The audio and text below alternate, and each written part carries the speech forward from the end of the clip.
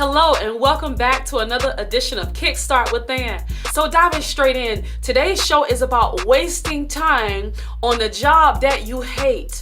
Now, most of you, if not all of you, have worked on a job that you hated. If it wasn't the employees that you had to deal with, if it wasn't the supervisors who gave 20% effort and they put so much work on your shoulders, yet they gain the credit.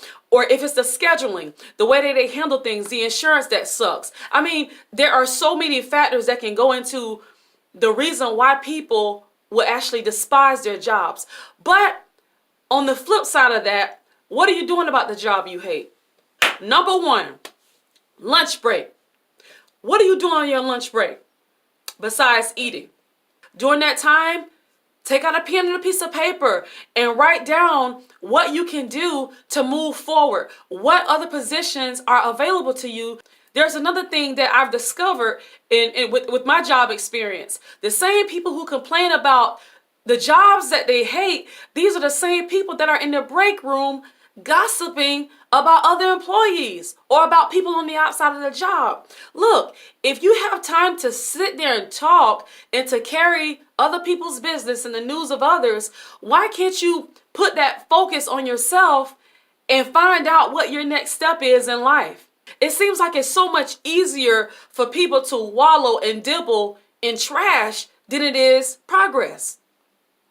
Instead of using your 30 minutes to get the latest news on everybody in the job, who's loving who's sleeping with who took what person out on a date, who's undergoing the sex change, who hates their mom. I mean, all this garbage that you hear about on jobs, the job gossip. Instead of being a part of that whole crowd, why not just go to your car, do your own thing, take out your phone, the same phone that you use to scroll on social media, and start researching the next job, the next position. Okay, what's the criteria? What do they require? And how can I get those credentials under my belt? Are there some online classes that I can take? I mean, there are so many programs that are on the internet that offer free courses. And if they're not free, $10, $20 courses that you can take to amp up your resume, to make yourself better so that you can apply for a higher position where you can get higher pay and better benefits.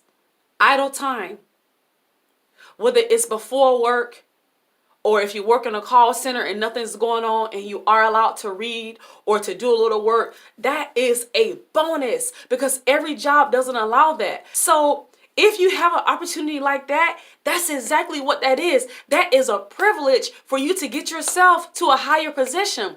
Why not use that time to read, to study, to research, to get yourself further ahead? Do you want to be employed by that job next year, the year after that? Within 5 years, do you see yourself still sitting there?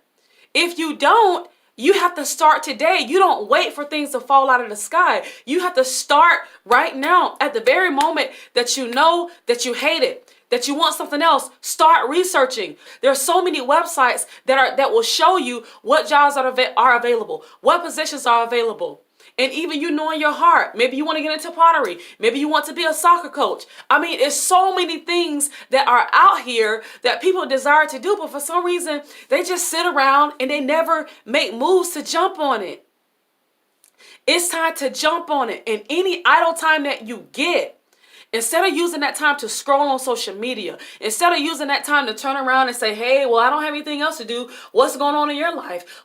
You know, how's your boyfriend treating you? Did you hear about Suzanne? Did you hear about what Al did to Tina last week? Oh, yeah. Instead of indulging in that, find something productive to do. Because at the end of the day, none of the people that I worked with 5 years ago, I don't know any of those people right now. And you find people, you know, they tend to say, oh, this is my best friend. This is my family.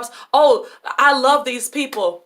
Okay, 6 months from now, when they quit or you quit, you probably won't hear from 90% of those people, 98% if that. So don't put so much emphasis into these people that you work with on your job. First of all, it's not professional.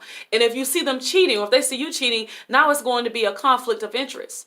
What if you two go for the same position? They get it and you don't. Now there's jealousy. Now there's animosity, or you felt like they shouldn't have went for the position because they knew you wanted the position. So again, wasting time with the job that you hate. Whenever you get idle time, use that to improve your life.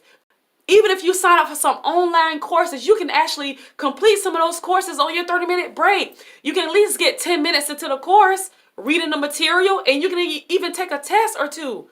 I'm telling you this because these are some of the same steps that I have followed. But if you just sit there and gossip, if you just sit there and scroll on social media, if you just sit there and just sit in idle time, well, I don't have anything else to do, so I'm just going to chill. If that's your mentality, if that is your attitude towards your life, then you are displaying that you don't care about moving forward. You are proving that you actually love that particular job that you claim to hate because you're not doing anything to change it.